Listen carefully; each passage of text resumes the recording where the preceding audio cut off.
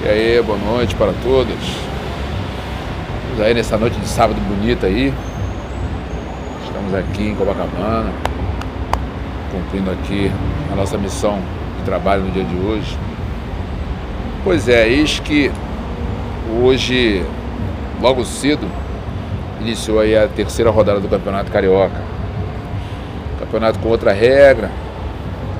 Teve jogo aí de manhã, teve jogo do Flamengo e Botafogo aí à tarde. Houveram, se eu não me engano, acho que 3 jogos hoje. Se eu não me engano, 3 jogos. Deixa eu só ver aqui na minha listinha. Tem uma listinha aqui. Sim, tiveram 3 jogos mesmo. O Volta Redonda ganhou do Madureira. O Bangu ganhou do Boa Vista por 2-0. Esse jogo aí era muito interessante para o Botafogo. Era muito interessante o resultado desse jogo aí, né, para o clássico, né, regional de Flamengo e Botafogo, principalmente para o Botafogo. O resultado desse jogo era importante. E Flamengo e Botafogo. Fala sobre Flamengo e Botafogo, um jogo com as características de Flamengo e Botafogo, um jogo onde um é muito favorito, o outro não é nada favorito ou muito pouco favorito. Geralmente, via de regra, acontece um resultado surpreendente, né?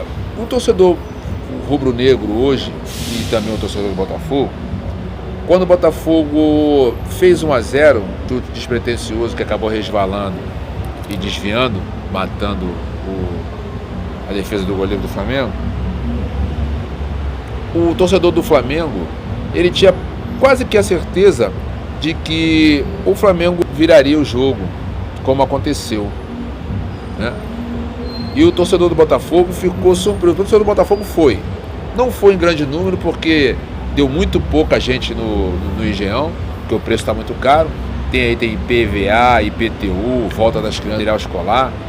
Então você cobrar um preço mínimo de 100 e o outro preço máximo de R$120 para assistir o jogo, complica a situação, pô. O pessoal tá saindo aí, tá pagando ainda aí negócio de Natal, e já tem essas três coisas aí, IPTU, IPVA e material escolar. Aí não dá, né, pro cara tirar 100, 120 ou tirar 50 pagando meia e 60 pagando meia sobre 120. Não dá. Conclusão, público pequeno. Talvez se fosse no Maracanã com o mando do Flamengo, na certa daria pelo menos o dobro do que deu hoje da renda de público lá no Engenhão de Flamengo e Botafogo.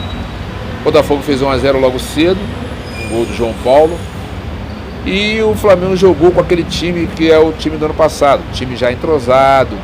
Tem colegas que falaram, por que o Abel não entrou logo com Arrascaeta, Gabigol, né, e Bruno Henrique, nesse time que já está entrosado, porque aí ficaria mais fácil. Tem que entender o seguinte, o Abel está ali fazendo o teste dele, mas ele não está ali para arriscar perder não, pô. Porque a cobrança esse ano para o Flamengo vai ser muito grande. Então o treinador não vai correr risco. Não vai.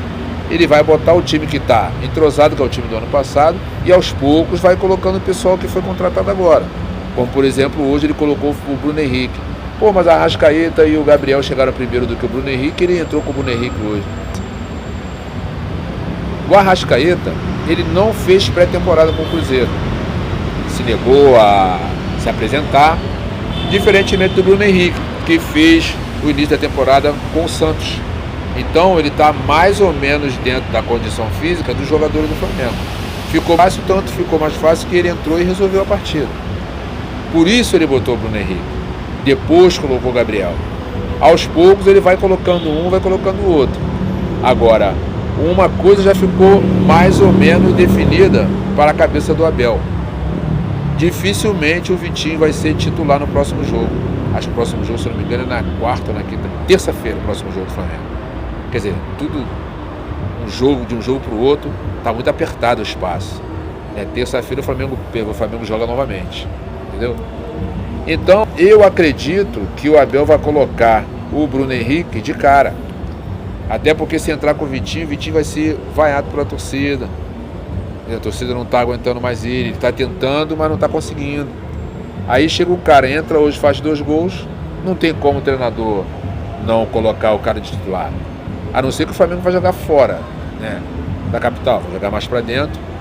Aí pode até colocar o Vitinho, vai sofrer represália, mas vai ser um pouco menor do que jogar aqui no Maracanã, né?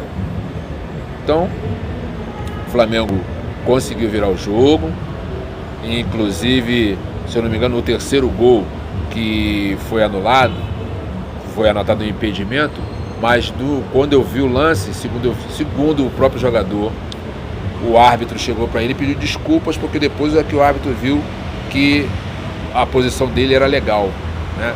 Então pediu desculpas. Eu não vi, né? Mas o jogador falou isso, né, ao vivo para todo mundo escutar, então deve ser verdade, né, que ele não estava em impedimento, e o árbitro, segundo ele, o árbitro chegou a ele e falou: pô, você é tão rápido, quando eu vi você já estava na frente, mas você partiu na hora certa do lançamento, né? Ele deu o passe lá para o Gabriel fazer o gol, né?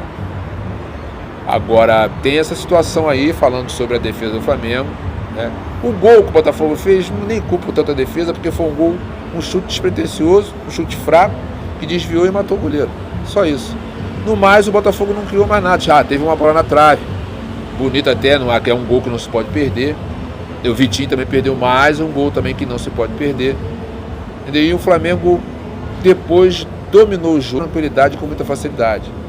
Cuejá e o Ilharão não estiveram bem hoje, Diego também não esteve tão bem, Everton Ribeiro também não, para você ver, ó, 4 jogadores aí que são a espinha dorsal do time do Flamengo, se a gente for pensar no time que jogou na temporada passada, e não estiveram bem. Mas como o jogo era contra o Botafogo, que tem um time mais fraco, mesmo esses caras não jogando bem, o Flamengo dominou o jogo no segundo tempo. Foi lá e fez a vitória e poderia ter ganho até demais, né? Agora amanhã tem Vasco da Gama jogando contra o Americano, 7 da noite. Tem o Fluminense e Portuguesa jogando à tarde, né? Jogos fáceis. O Vasco está empolgado, o Vasco está aí 100%. O Vasco tem os garotos lá que foi no final da Copa São Paulo. O Fluminense ganhou o último jogo dele. Então entram motivados amanhã. Eu não sei qual é a da Portuguesa. A Portuguesa vai ter caixa para aguentar? Portuguesa, não acredito muito não. Americano pode complicar um pouquinho a vida do Vasco, né? Pode complicar um pouquinho, fazer um joguinho duro. Mas o jogo é em São Januário, o pessoal vai, o Vasco tá bem no campeonato, entendeu? Então acho que o Americano tem pouca chance amanhã jogando contra o Vasco da Gama. E aí nós vamos aguardar o jogo do meio de semana. Falar aqui um negócio de seleção brasileira aqui. Houve sorteio, né, da Copa América. E aí os adversários do Brasil.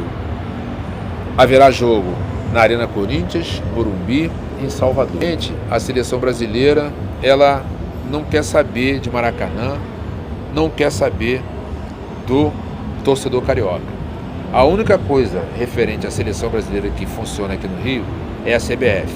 No mais, a CBF não está nem facilmente vai assistir o jogo da seleção brasileira, a não ser que mude. Eu não sei como é que está isso, se fizeram que nem na Copa do Mundo, a seleção brasileira só jogará no Maracanã se for a final, né? Acabou que não foi a lugar nenhum na Copa do Mundo, e o torcedor do Rio ficou sem assistir a seleção. Entendeu? É por isso que o torcedor do Rio, ele é pro clube, ele é Flamengo, ele é Vasco, ele é Botafogo, ele é Fluminense. O torcedor não está nem aí para a seleção brasileira, né? Porque a seleção brasileira não está nem aí para o torcedor do Rio. Entendeu? Foi feito sorteio. Tem gente que nem sabe contra quem, não sabe nem qual é o grupo do Brasil, nem sabe de data de jogo. Os ingressos já foram colocados à venda, vendeu bastante, né? Mas o torcedor do Rio, se quiser assistir a seleção, vai ter que gastar um dinheiro para ir para São Paulo, para ir para Salvador, para assistir a seleção brasileira jogar na Copa América, a não ser que mude na segunda fase. Entendeu? Então, torcedor do Rio, abraço o Flamengo, abraço o Vasco, abraço o Botafogo, abraço o Fluminense, porque a seleção brasileira não quer nada com a gente. Tá certo? Então é isso aí. Vamos aguardar aí os jogos de amanhã. O Botafogo ficou numa situação difícil. No geral, ele é o último colocado. Há que se entender que o Botafogo vai ter que acordar, porque realmente o elenco é fraco.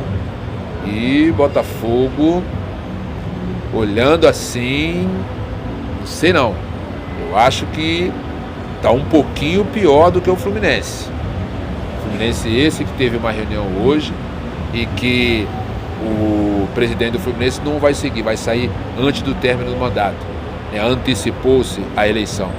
É melhor para ele, é melhor para o Fluminense também, porque ele realmente não conseguiu, caiu na mão dele uma bomba numa má fase do Fluminense, e ele não está conseguindo gerir direito o clube.